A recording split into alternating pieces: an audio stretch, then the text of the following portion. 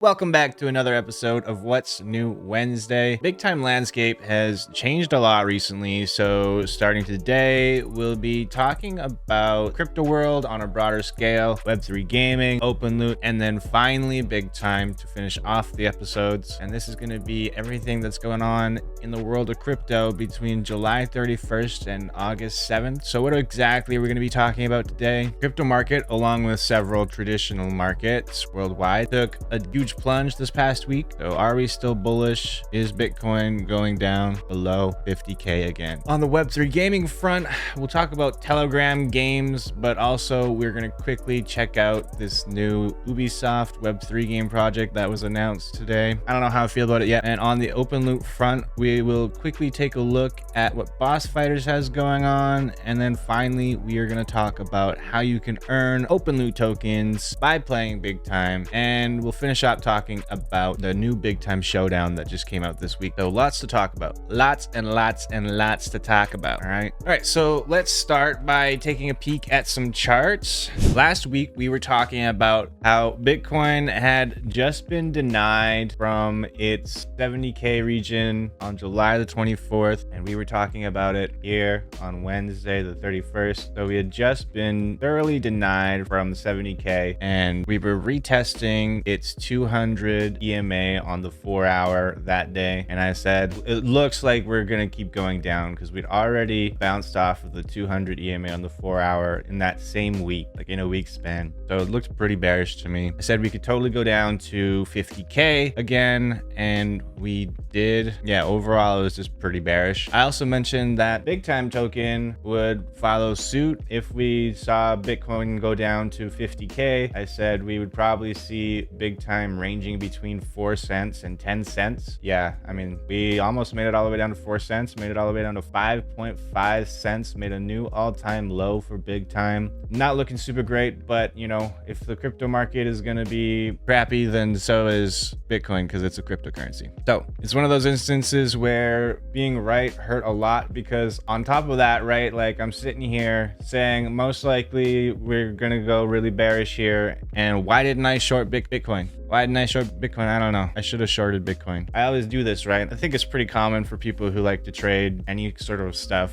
When you're not actually thinking in that trading mindset, you have all these great epiphanies and you're like, oh, it's totally going to go down to 50K. And you do nothing about it. And then it goes down to 50K and you're like, damn. So I still need to work on that as a trader personally. Anyways, I digress. So Bitcoin went all the way down to 48K before bouncing up to 57K just today.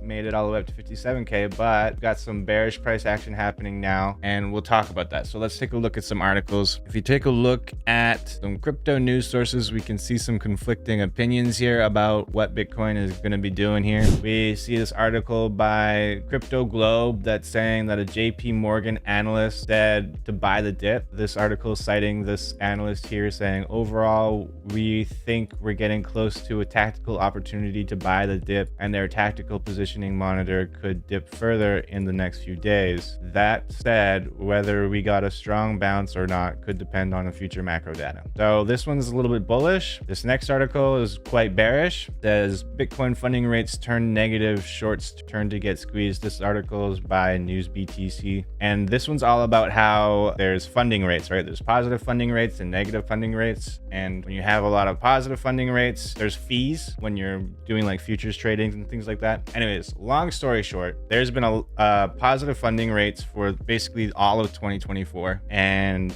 aside from like 2 small dips in April and May, and now there's a huge dip here in negative funding rates now that this last dump has happened. So what does this mean? It means that, well, let me just catch up to my notes quick. One of the only times in 2024 where Bitcoin funding rates have been negative, which shows that short holders are outweighing long holders. So that basically just means that like it's bearish, not good, doesn't look good. Number could go down. There's more sell pressure. We got this other article that's also sort of sending out some bearish warning signs. Bitcoin flash bearish signs. Watch out for this crucial level. And this intro part here says that if Bitcoin remains above 45K, that's bullish, maybe. But it says that if it falls below 54,700, nearly $2 billion worth of long positions will be liquidated. If you take a look back at the chart here, where are we right now, right? This is literally that $2 billion worth of longs here that's keeping Bitcoin from going back down into more bearish territory. What I really want to see, I want to see this range here get defended and we get one nice good bounce to confirm this bullish price action, because right now it could just literally just be a little pump before it continues down below 50K. But if we do see this rebound and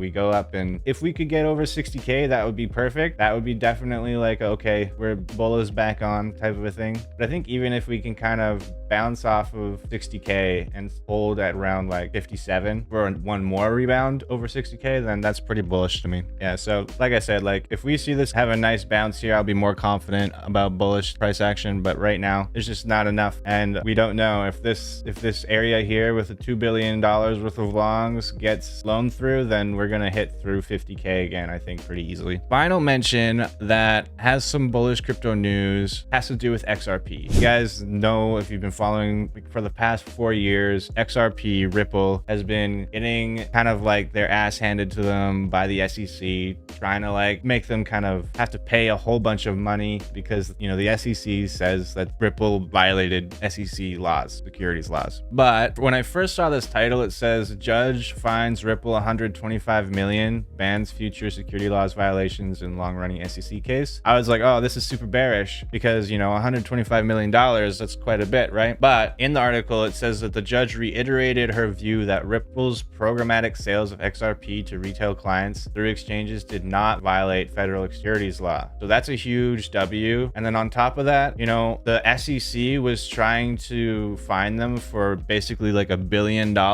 So Ripple getting fined $125 million is a lot more akin to like getting smacked on the wrist, right? So this is actually quite bullish, and it basically says that Ripple won the case. Maybe the SEC is gonna try and appeal and try and keep fighting this, but regardless, this is a huge win for cryptocurrency on a whole, because a lot of crypto games, crypto projects have been paying attention to what the ruling of this case is going to be, so that they can make sure that they don't end up like Ripple, right? They want to make sure that they have like a court ruling that they can refer to and say, hey, I'm not doing anything wrong. Judge said so right here, right? So that they know that they can move forward with their projects. So what this kind of is to me is like a giant green light at a racetrack where everybody's just has their race vehicles ready to go. What this means though is like this could be really bullish for the crypto space in general, for all of Web3, because now people have this sort of sense of security that's like, okay, but it's like, okay, I know what I can get away with essentially, right? My project isn't going to get totally destroyed by the SEC. And this is a huge bullish sign. If you were buying the dip in XRP during this meltdown that just happened, you would have instantly made like 25% profit. Like say you bought the bottom here. Yeah, it went up about 25% just like today with this news. So this could affect everything else. This could be in part why we have some bullish price action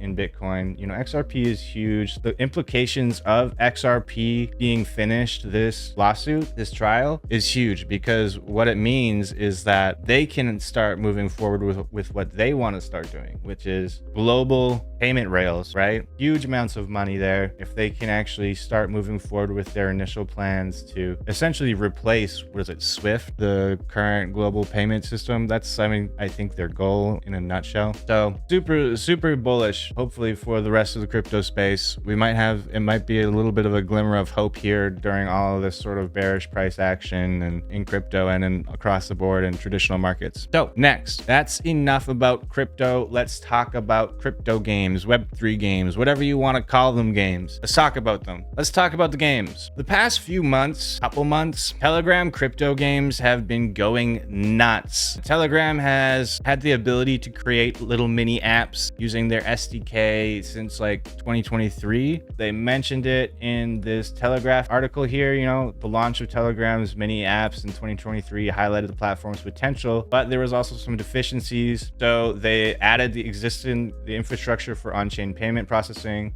recently. So they just kind of came out with this mini app store, a dApp store, and it's all being powered by the Open Network TON, which is like a really low fee, low gas, sort of no gas blockchain. This has given rise to all sorts of weird idle clicker games along with other simple games. You know, this article here says that end of July, Telegram had 950 million daily active users, which is not nuts. Monthly active users, sorry. That's nuts. Crazy. So what the heck is going on here? I personally have been avoiding this craze because I've never really been very into that whole button clicker games. Like, we all had them when we were growing up. You just sit there and click your mouse on a button and then you get enough coins to do nothing. I was never into that. And this is essentially just that plus Web3. So I've been kind of not too interested, but it's still like, it's huge. Everyone's doing it. Everyone's chasing after airdrops. There's a few examples of some popular Telegram games. Hamster Kombat, which ironically has absolutely nothing to do with combat. Is literally just like that game we all played as a kid where there's like all these trucks and cars and they're kind of like mashed together and you have to move them in different order to be able to get the colored fancy car out of the maze. That's what that game is. And people have been playing it like crazy in hopes to get an airdrop. Article here says that they plan to airdrop $10 billion worth of tokens, which is 6 billion tokens to 50 million users. That seems like a pretty diluted airdrop. And on top of that, like, okay, how do they get that valuation for the $10 billion? That would mean that they are valuing their token at like over $1, like 1.3 or something. They're a game and people are going crazy trying to get this airdrop. Airdrop is supposed to come out in the middle of October or middle of August, sorry. But yeah, I'm not really very interested in this type of game. But we also have this Catizen one, which is super huge, and they're making a whole bunch of different apps using the same ecosystem. But there's this Decrypt article that came out today, and it's about this Telegram game called Dog Pooper. I can imagine Mike Stubbs had a really great time writing this article because, I mean, the whole time you're literally just talking about poop. What does the game do? It's essentially like you have dogs that poop, and the poops that the dogs poop have different levels, and you combine those poops with the same levels. So you combine the poop that's the same together to make more higher level poops, and the goal is to get as much level 30 poop as you can. And I don't know, this is Telegram games, guys, so you could play this one if you want. Apparently it's more fun than anything else out right now just because it actually requires some of your brain power to do it, because, you know, the poop coming at you so quickly, you just gotta shuffle, move it around so much, so you can't just like kind of idly click the game and make it do stuff. You actually have to pay attention. Yeah, so I mean, this could kind of be like a glimmer of hope for Telegram games in a way, just because it's actually kind of a game, not just press the button. So what does that mean for Telegram games? Who knows? Maybe there'll actually be a Telegram game in the future that I will actually want to play. Apparently they have an airdrop that's coming out, but it's pretty vague. They haven't really released too many details about it, but if you want, you can go on Telegram's app store, dApp store, and you can download this game and combine poop for some poop tokens, some PP tokens. Yeah, what do you guys think? Should I check this game out on my stream sometime? I don't know, let me know in the comments. I guess I could. Last, we're just going to take a quick look at this. Ubisoft has a new Web3 game coming out. The previous game that they put out was Champions Tactics. Seems to be doing pretty well. People are enjoying it. So they got this new collaboration they're doing with Arbitrum, and they're putting out a Web3 game called Captain LaserHawk the Game. Apparently Captain LaserHawk is a show on Netflix. I've never heard of it, but it kind of seems okay. It seems pretty cartoony.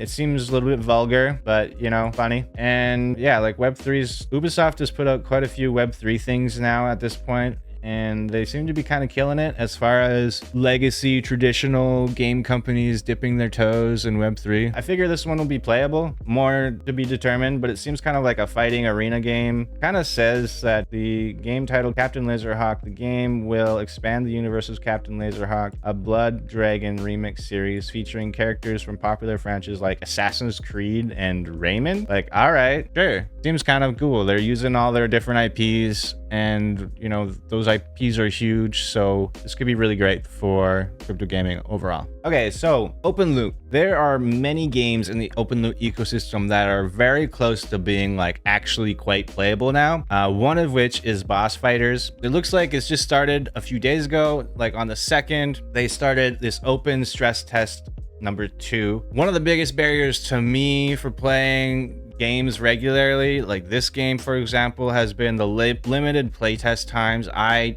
do not like it when games do this. I hate having to try and adjust my schedule to fit around a game's playtest schedule. It's my least favorite thing. But it looks like playing BossFighters anytime just became a thing, with their official beta release happening the end of this month, which is pretty exciting. Their economy looks like it's going to be testing in September, and their economy is quite similar to Big Time's. If you've been keeping tabs on BossFighters, you should have hopefully already won yourself a couple of their economy items, like their, what are they called, show somethings and whatever. The point is you should have already had them because you will want them for September. And this has me really bullish not only on BossFighters but on other open loot games like World Shards and of course Big Time. Why? Because they're all part of the same ecosystem, and I imagine that the open loot token, when it goes live, will act as kind of like a bridge between these game economies. So why do I think that this is going to happen?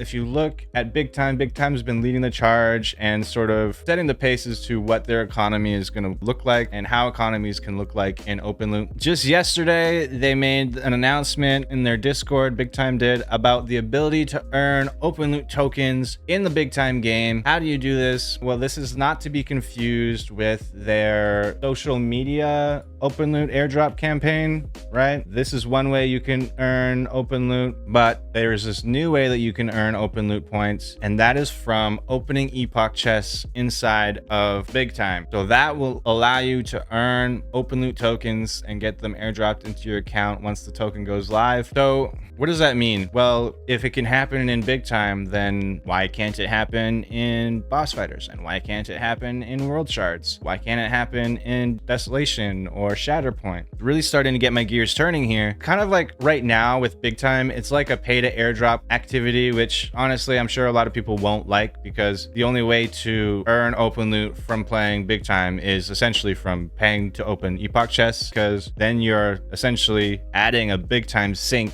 in the game, a reason to put Big Time in to get open loot tokens out. Could be kind of deflationary for the Big Time token. But okay, so like I was saying, bring it back. This means that other open loot games will be able to have this kind of feature too. And we don't know for sure if this is going to be the only way to earn open loot tokens in Big Time as well. They might add other ways to get open loot token points. So it's kind of a huge deal. We don't know exactly how you're going to be able to earn these open loot tokens, but it seems like if this open loot game is allowing us to do it, then what's to say the other ones won't too? It's huge. You guys let me know in the comments what you think about this. Do you like that you get open loot reward points from opening epoch chests? Would you rather it be something else? Are you thinking the same thing as me? Are open loot tokens going to be dropping through other different types of games and gameplay mechanics? Okay, but this is where I want to take a sec and point to a comment that I had on my YouTube video recently. Somebody asked if I could talk about my opinion of whether Big Time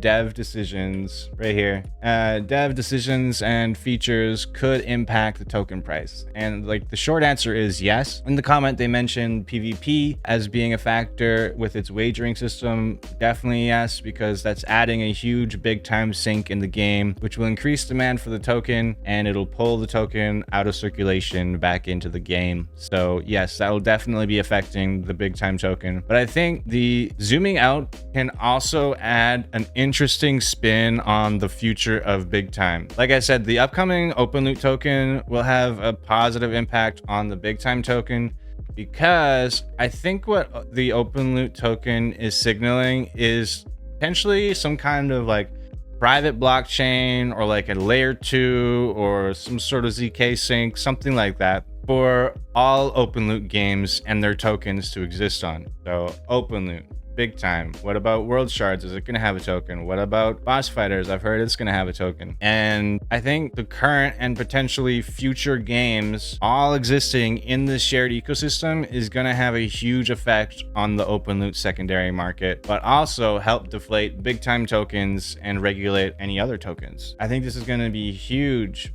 for a huge development, big time token and secondary market values, as well as big time token values. So, I mean, that's what I'm really looking forward to when it comes to developments from big time and from OPENLOOT, how that could positively impact the big time token. I do think OPENLOOT is going to be huge for that. Huge for that. All right, so let's move on to our final topic of the day. On the 2nd of August, Big Time put out 2 announcements. First announcement was an announcement for their AMA and their Medium article. Awesome. You guys should check out that video where they interviewed Matt Tonks, talking about all sorts of new features and stuff coming to Big Time. I don't really have time to talk about it this week, but we'll probably recap it next week. We'll go over some stuff, because there's definitely some stuff we need to talk about. But the second announcement was indicating that the Showdown was delayed, because they said next week, last week, or like a week and a bit ago, and it didn't come out. So they delayed it till the following Monday. Following Monday happens, Showdown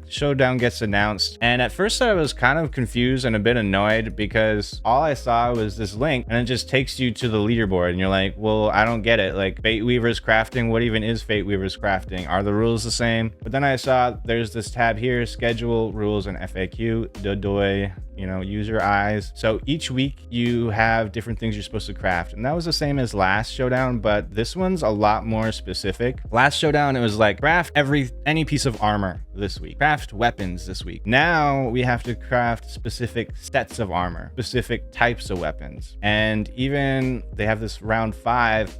It's not just run dungeons, it's run specifically clocky dungeons and kill as many clockies as possible. So it's different, and there's quite a few ways that it's different, so we'll go over all that. But to start, what is a Fate Weaver armor set? When I first saw this, I was like, I don't even know what that is. Like, how am I supposed to know what to craft? But once again, just me being stupid, really. Like, if you just go to the marketplace and type Fate Weavers in here, oh, it's the Vestments of Cosmic Dominion armor set. Okay, right? So that's what's happening this week. You're supposed to be crafting these. I was not prepared at all for that. And I don't really have that many Fate Weavers, Dominion sort of armor pieces anyways. So skipping that, probably skipping swords and daggers, because it's kind of the same boat. I don't really have that many of them started. So I would have to start from scratch, and I wouldn't really get that many points. But I know I'm definitely going to be participating on the Sovereigns one, because that's the Onyx Throne armor pieces. And I have quite a few of those. And I'll probably participate on the Axes, Staves, and Hammers one, because I have some epic axes that I could get crafting and some staves and stuff. And obviously I'm going to participate on the Clocky Carnage one, because that's an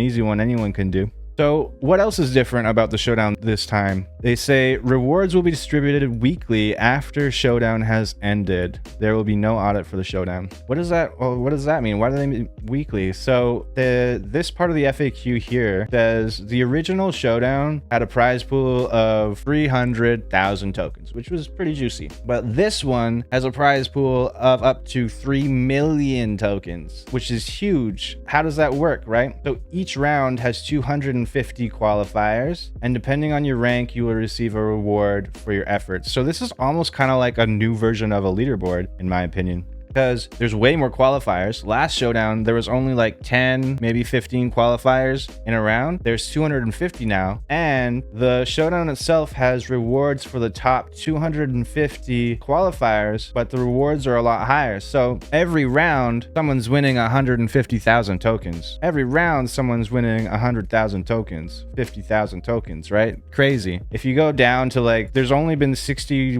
people participating in this, and it's making me feel like I should at least. Maybe I should craft a couple things, because like I could craft one set of common armor probably and get 350 tokens back. So I mean, it's not terrible. Basically just craft those things for free. So yeah, I mean, like I think that there probably won't even be a full 250 qualifiers depending on the match, but it's a missed opportunity, guys, because 3 tokens for crafting, and then you still have those items that you can sell later, right? So they say the rewards will be delivered once the whole showdown is over. This includes round rewards. So what this means to me is that there's going to be 6 weeks of showdown, and then after that there's going to be 6 weeks of rewards distributed, and if you participated in each week, then you'd get whatever lump sum that you earned each week, right? So kind of a cool concept. I think they've really sort of improved on the whole showdown overall. I really like that they're giving rewards to everybody now, or a lot of people. They say that you only need to qualify in 1 round to get into the showdown, but each round has a reward, so playing them all can increase your rewards, right? That's the gist of it. I mean, it's a lot better than it was last time, in my opinion. What do you guys think about it? Is this a showdown that you might want to participate in? Let me know in the comments. That is it for What's New Wednesday this week, guys.